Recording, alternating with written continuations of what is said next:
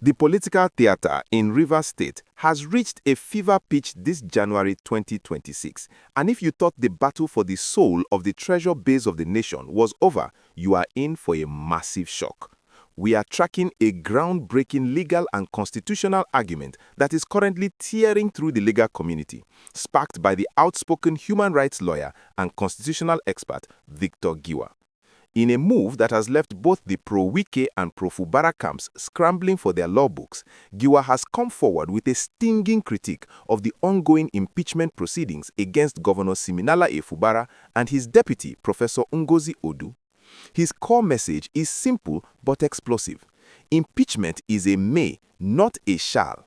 This distinction might sound like a minor grammatical point, but in the high-stakes world of Nigerian politics, it is the difference between a governor keeping his seat and a state plunging into total legislative chaos.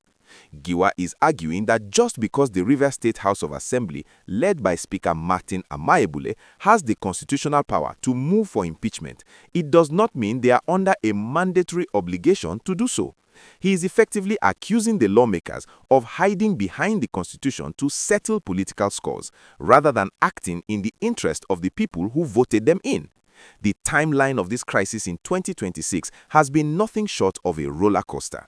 Just last week, on Friday, January 16, the 27 lawmakers loyal to the Minister of the Federal Capital Territory, Nyesom Wike, took the dramatic step of formally directing the state's chief judge, Simeon Amadi, to set up a 7-man panel to investigate allegations of gross misconduct against Fubara. They are citing extra budgetary spending of over 800 billion naira and the governor's alleged failure to present the 2026 midterm expenditure framework as grave violations. But Victor Giwa is throwing a massive spanner in those works. He argues that the word may in Section 188 of the 1999 Constitution, the part that governs impeachment, implies discretion. It means that even if a governor has allegedly tripped up, the legislature has the moral and political duty to weigh whether removing him is actually good for the state.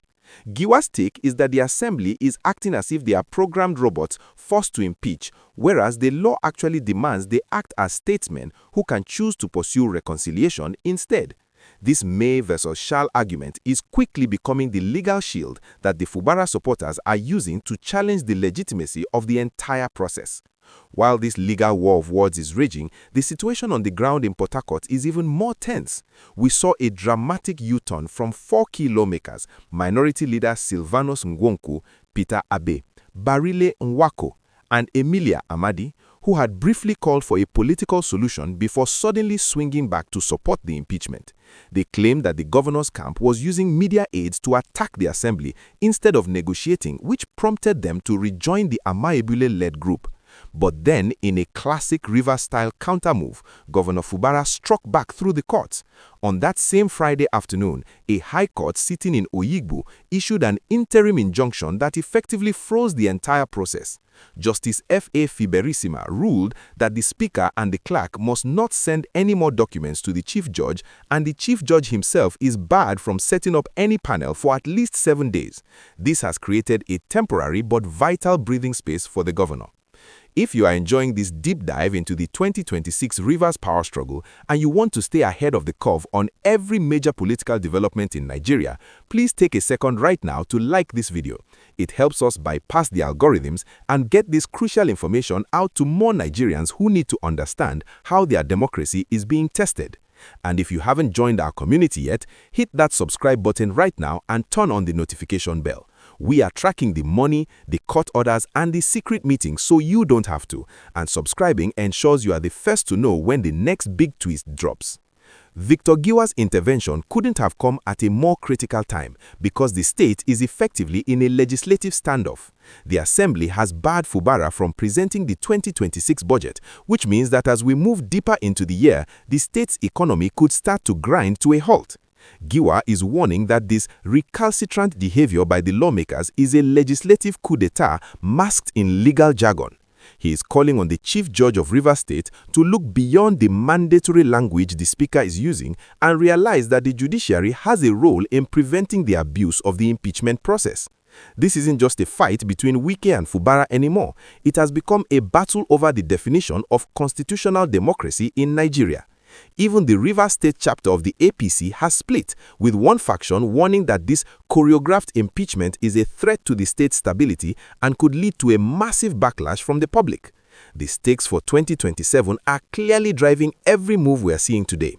Critics of the impeachment move say the goal is to evict Fubara and his deputy so that the speaker can become acting governor and oversee the next election. On the other side, the pro-impeachment camp insists they are simply upholding the rule of law and that Fubara has become a law unto himself.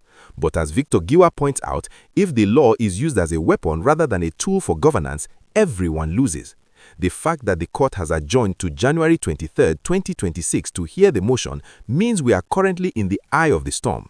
Will the chief judge obey the court injunction, or will he feel bound by the Assembly's shall directive? The tension is thick, you can cut it with a knife, and the Port Harcourt business community is holding its breath as the state's financial future hangs on a single court ruling. What do you think about Victor Giwa's argument? Do you believe that impeachment should be a last resort used only for the extreme crimes, or do you think the Rivers lawmakers are right to push for Fubara's removal over these budget allegations? This is a conversation about the future of our state, and your voice matters. Drop a comment below. We read them all and want to know where you stand on this may versus shall debate. This is a story about the power of words and the power of the people. Stay vigilant, stay informed, and remember to keep that subscription active as we continue to follow the money and the power in Rivers throughout 2026.